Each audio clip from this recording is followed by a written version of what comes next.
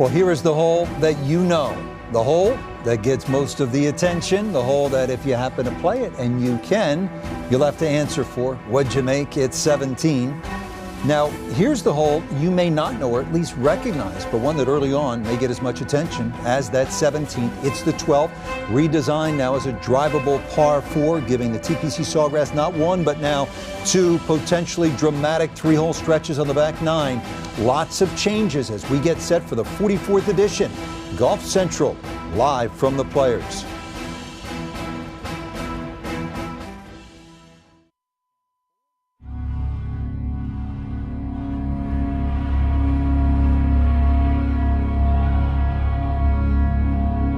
American stadiums are oftentimes as famous as the athletes who bring the crowds to their feet on the fields below.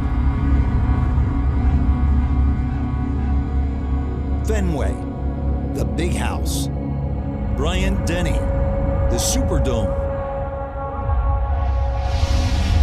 and yes, TPC Sawgrass. Now, like so many important venues, refurbished with new greens. A new hole that could in one swing change the course of the championship. New additions enhancing the experience for those who play and those who pay.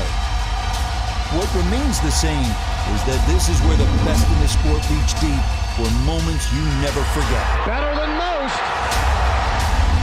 This is where you hold your breath on the final stretch, like watching race cars at 180 flying through the last turn. Here, in this massive, magnificent stadium. Sergio Garcia's key foul. Jason Day. Rebuilt and remarkable. Yes, it is. Ready again for the one and only Players.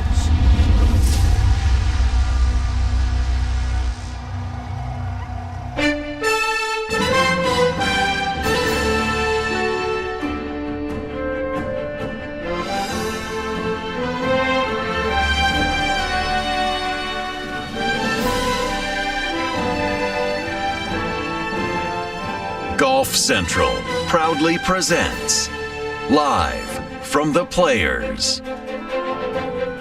Coverage presented by Orkin and TaylorMade.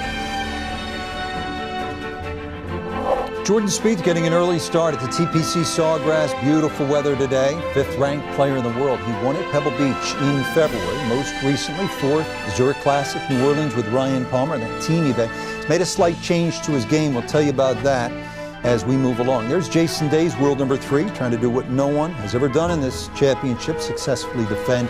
Jason struggled of late. Tim Rosefort talking to Jason's camp to find out what is going on.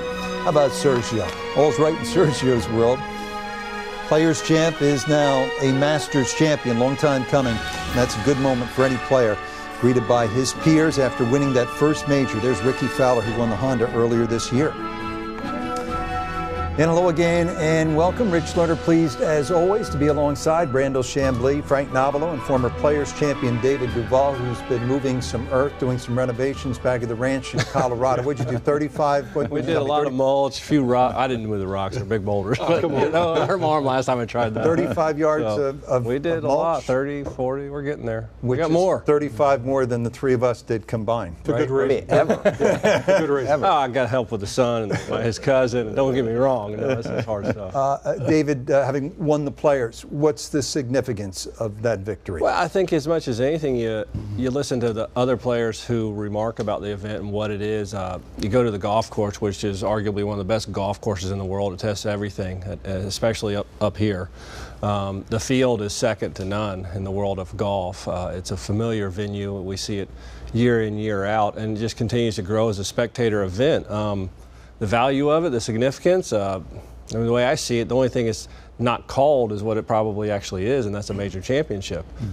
You know, when you have a wonderful golf course, incredible field, people clamoring to get in and get there, when we talk about it at length, about the importance of this event, it's just simply maybe not called a major at the moment, but it will be at some point. Brandel, you went up, you played the golf course, new look golf course the last couple of weeks. What's it look like? What's it feel like? Well, I think we're going to see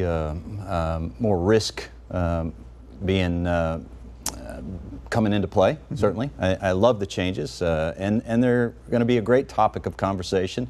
And there's a sense, I think, that something memorable is going to happen on the 12th hole and the par fives. But just in general, when you start to look at what the Players' Championship is, golf is the only major sport where the people that play it are essentially the ones that control it, the players. This is their tour, this is their major championship. And while every other major championship has a personality of its own, when you think of the players, it's really hard to get your arms around a type of player, to generalize to the type of player that it fits.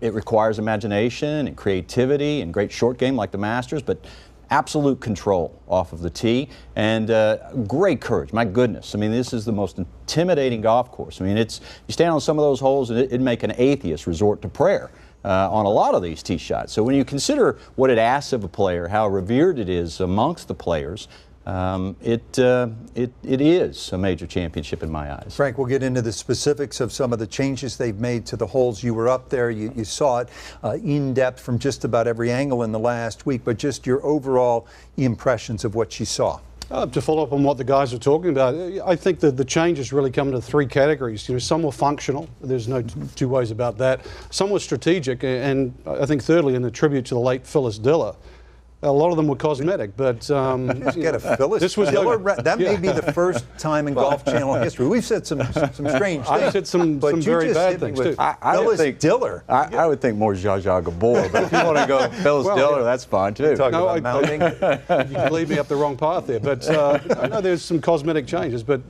in all seriousness, getting away from Phyllis Diller, these were serious changes, and it was far more than just a little, sort of facelift. This was serious. Every single hole was touched, and the golf course, remember, this is the first stadium course built 35 years ago, or at least started 35 years ago when Jerry Pate won. And a big portion of that, as we all know, was for the fans, and sometimes we think that's overblown. When you see it this year, there is a lot of attention to the people that love this game from the outside of the ropes. All right, a lot of changes. One thing remains the same. It is, as it has always been, the deepest field in golf. Top 125 from the FedEx Cup last season automatically qualified. Only Thomas Pieters, no reason given there, and Brandt Snedeker, injury, not in from the top 50 in the world. 458 combined PGA Tour wins. Phil is the winningest player in the field with 42 victories, including the 07 players. Just to tease, some of the groupings are out. Fowler, Stenson, Day. That's solid. Spieth, Matsuyama, and Mickelson. We like that. Dustin Johnson, Rory McIlroy, Justin Thomas will go out together on Thursday afternoon.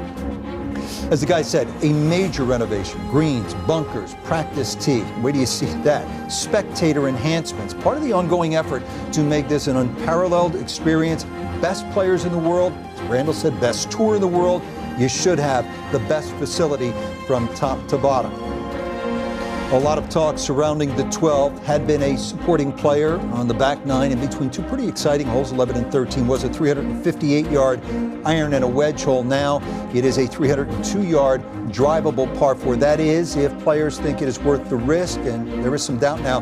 You're going to hear from some of the players. Let's go tee to green now at that 12 with Frank.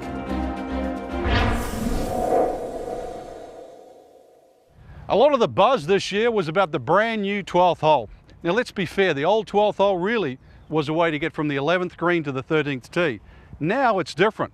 I'm standing on the back of the new front tee for this hole, which makes it drivable, 296 yards, as a matter of fact, from the back of this tee to the front of the green. The first thing you notice is the wooden bulkhead down the left side, so you know that there's water there. Now the second thing you notice is a huge gaping bunker down the left side, and that's what I'm not sure about. With a Pete Dye type golf course, you would expect the bunker to be on the other side of the fairway, forcing you really to go down the left side closer to the water or take the direct line at the green. Now this is designed as a risk-reward hole. So what's the reward? Obviously, if you knock it on the green with your tee shot. Well, the risk, it's a bit like chocolate cake. You know it's not good for you, but how much do you want to eat? Let's go down there and just see whether or not you want to have a full bite at this hole. So the layup is quite straightforward. It's just a 5 or a 6 iron down the right side and a lob wedge just about any pin on this green. But remember, it's a risk-reward par 4, so the risk is carrying that very bunker there that starts some 30 yards short of this green. Now the miss on the right side really isn't a problem. Anytime there's a flag on the left side of the green, you have so many options in that collection area sort of pitch at those flags on the left side. But if you want to try and have a go at this green and you just hit it with a little bit of draw, this is where the problems start to happen. This little corner of the green there, if it catches that, that's just going to funnel down. Please don't go in. You can beg for it, it's not going to stop it. And even if it comes in with a little bit of heat, well, then really it's got no chance of staying dry. But I've got to say, if I see someone with a 3-wood or a driver on that tee, I'm certainly going to watch this year because they might just hit one straight up the middle of the green. So it's a brand new hole, and it might be a tweak or two away from being a great one. But, you know, if I was playing it for the first time, I might just take a little baby slice and not take the whole piece this year. All right, going back to 1982, this is really not a difficult hole. In fact, the 4th easiest, playing a tick under par. And Jason Day, who won last year, played it in 2 under for the week. 25 eagles going back to 82 to most recently. That was Dustin Johnson, round 2 last year. 109 birdies last year, 64 bogeys, 8 doubles, and 1 score of triple or higher. Heather Cox is on the ground for us all week at the TPC Sawgrass and has more on early player reaction to the changes at that 12th. Hi, Heather. Hello, Rich. Yes, as you guys talked about, changes all over the course. But the biggest topic of conversation with every player I talked to today is that 12th hole. A lot of them talking about how they're going to play it. Now, the green, they said, is very fast and firm because it is brand new. And they think it will just continue to be fast and firm this week because it's going to be dry and very hot all week. Now, when this hole was designed, it was actually designed with the thought that about 50% of tour players would drive that par 4. However, after talking to players today, they will continue to evaluate it, but they say that number will go much lower, and most of them are thinking of laying up. It's hard. I mean, I came back here about a month ago to do the media day, and down on the left-hand side, it was kind of, there was a little bit of rough, and now they kind of shaped it down a little bit. So any ball that kind of goes over with a little bit of speed is definitely in the water. So, and if you miss it right, it's difficult. I think it's tougher to hit it right than, obviously you're making a penalty hitting it left, but you can bring in double bogey or worse if you hit it right. So for me right now, it's currently lay up with a 2-iron down the right-hand side and just try and chip my way back up the green. You can kind of just put your mind at ease and just hit a 5-iron or a 4-iron and a wedge and turn it into a birdie hole. The green's pretty difficult, so if we do that, we probably expect to play it 1 under or so. And if you go for the green and obviously pull off a shot that 2 or 3 of the rounds, then that gives you a couple birdies just in their tee-ball. So right now, after playing it once, I'm leaning towards the layup, which is not exactly what I normally like to do. I like to kind of go for it, but it's just so tough to actually hold the green, and the pins are going to be so tricky that a wedge in our hand, we can normally make do. So I'm not exactly sure. You're going to see quite a variety of different options and a lot of different results. I'm going to lay up every day. It's just not conducive to go for it. I think the tour, unfortunately, you try to make a drivable par 4 and you get it 90% right, 95% right, and I think they know that they're going to have to go back and make some changes to it. I know they want at least 50% of the guys to go for it. I don't think they're going to get that number this week. I think you're going to see a very small percentage go for it. So I think they need to go back, make it a little bit more reasonable for guys to go for it. So, yeah, I'm going to lay up every day unless Sunday I need to make a little bit of a move. I'll go for it then, but I'll lay up with an iron off tee. Cameron Smith, another player that knows a lot about this course. He actually lives here and has had a chance to play this new 12th hole quite a bit. He said it's the best change that they made on this course by far. But when you talk about laying up or not, all these players saying definitely in the first and second round, you'll see almost everybody lay up. Then when things are on the line on Sunday, they could change. One thing I know for sure, we are all looking forward to seeing how these guys play the 12th hole, Rich. Heather, thanks very much. Brandon, to be frank, just a little bit of a disappointment on Monday, kind of a buzzkill to hear so many players, including 2 of the top 5, Day and Spieth, say they're going to lay up at the 12th. I don't know what the big deal is. I went for it when I played a couple of weeks ago. I made birdie. Yes, if he missed it left when I played, it might have stayed up. These guys are card counters. They certainly are. Just listening to Jordan Spieth there talk about if I lay up, I'm likely to play the hole 1 under par. From 50 to 125 yards, he averages about 18 feet. And from 18 feet, he averages 25%. He has done the numbers. He knows if he lays up, he's likely to play the hole 1 under par. The rub is, around the green, he's one of the best. He averages about 6 feet. When he's chipping or hitting a bunker shot, 6 feet. And he's 75%, right at 75% from 6 feet. So you're talking about a big difference between 1 or potentially 3 under par on that hole. And the fact that it's marked red, so if it goes in the water, you're chipping from right there, and you're likely to make par anyway. So if you're likely to make par, because you'd be chipping back up the hill, if you're likely to make par, there's not a huge risk there if you're likely to make par. And there's a potential for great reward. Before, it was a fine hole, but there were not enough strategic options to be called a great hole. There was never any sense, player or fan, that you were going to see something memorable there. And there is now. Frank feels as though they have some work to do at the 12th, and in fact, Bobby Weed, who's been involved in almost all of the changes, agreed that the left side of that green, its proximity to the water, especially if it's playing hard and fast, is probably going to be too severe. But he added that it's just dirt. If it needs to be fixed, we'll go back and fix it in the ensuing years. Yeah, I think if they've got it too easy and everybody went for it, it would sort of lose its luster as well. I think the fact that they've got us talking about it, the players talking about it, means they've got half of that equation right. I think one of the best new par 4s that were built, drivable par 4s, is Weiskopf's 17th TPC Scottsdale. I think it gives you all those options. And David, I think if we can look at the pinpoint of this hole, just somewhere about 50 yards in, the runoff area that Brandel's referring to, this is the spot that Jordan Spieth is referring to, just hitting it down the right side. I don't know, in my opinion, I think because it's such a straight avenue up there, that's why it gives the guys more options to lay up rather than the one just to go for it. Well, and then you add in the fact that the severity left of it, you can't make the mistake, especially when you do a complete reno of a hole like the 12th, you can't make the mistake of making it too easy so that everybody hits it up there and everybody makes a birdie. You have to have some risk and some reward that goes along with it. So you want to err on the side of maybe more difficult, maybe more challenging if you get astray a little bit, and that's something that is easily fixed. I think of as much as anything, you'll see, if anything, you're going to see players maybe trying to hit kind of the baby cut up towards that front right of the green so that you can pitch it across and pitch it to all the different places.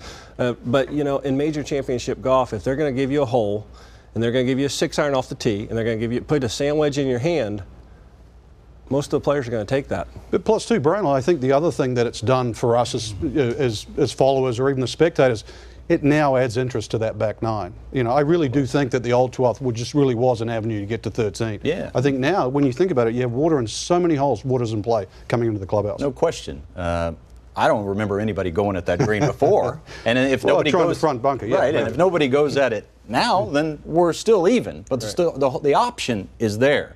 We're calling it a drivable par 4. I once called the 10th at Riviera a drivable par 4, and I can't remember who I was talking to, maybe Weiskopf. And he said, "Really? Who drives it? Who drives it? Who hits that green?" Sounds like Weiskopf. They don't hit the 10th green at Riviera. Well, the 11th hole at Shinnecock's a par 4. Yes. It's 120 yards. But they will. Someone will get up on this green on Sunday, or on this tee on Sunday, that is 2 back or 3 back, and decide that the risk is worth the potential for the reward. And if they make the shot, if they pull the shot off, let's say there's 2, 3, 4 guys tied on that tee come Sunday. Very often it's going to be the person that decides to take the risk that wins this trophy. Yeah. And that would be a marvelous discussion to have. To your point, Frank, they now have another cardiac stretch on that back 9. So it's the second shot at 11, now potentially the tee at 12. Tee at 13 is a great little spot. And then you go 16, 17, 18, we know about those. So it becomes, if it all works out in the grand design, something like what we see at Augusta on the second 9 there every year. Yeah, well, David managed to survive that stretch without a defibrillator or a pacemaker, and the rest of us sort of struggled there. But you're right, I think it's sort of intoxicating now. For the players as well, the fact that you've got to make those decisions. And plus, remember, there's computers these days. We have ShotLink. I'd be very interested to find out the number of players playing this week that have late early that actually look at that computer before they tee off and see. Probably 100%. Yeah. Big thing, though, is I think is forcing a decision on the player on the back 9 at the players. That's the big thing. You have that option now, whereas in the past you just dinked a 2-iron or 3-wood down there and hit your pitching wedge on the green. And we have Twitter now. It's another potential moment for Twitter the way 17 is. Hey, did you see what happened at 12 today? The guy hit it to a foot, or who knows, crazy possibility, but somebody made an ace at number 12. Every corner of the property touched in this renovation, the tour sparing no expense in its quest to make this a singular championship. Coming up, the PGA Tour's new commissioner, Jay Monahan, growing up in Boston in a family of players. What he learned from the man they call Joe the Pro, his father. How much DNA do you think Jay inherited from you? Well, now that he's commissioner, 100%. Plus, Matt Janella with more on the renovations at TPC Sawgrass, with Frank taking you tee to green at the brand new 12. If you want to try and have a go at this green and you just hit it with a little bit of draw, this is where the problems start to happen. And former champion Ricky Fowler always dressing the part here and at Churchill Downs as we gallop on live from the Players.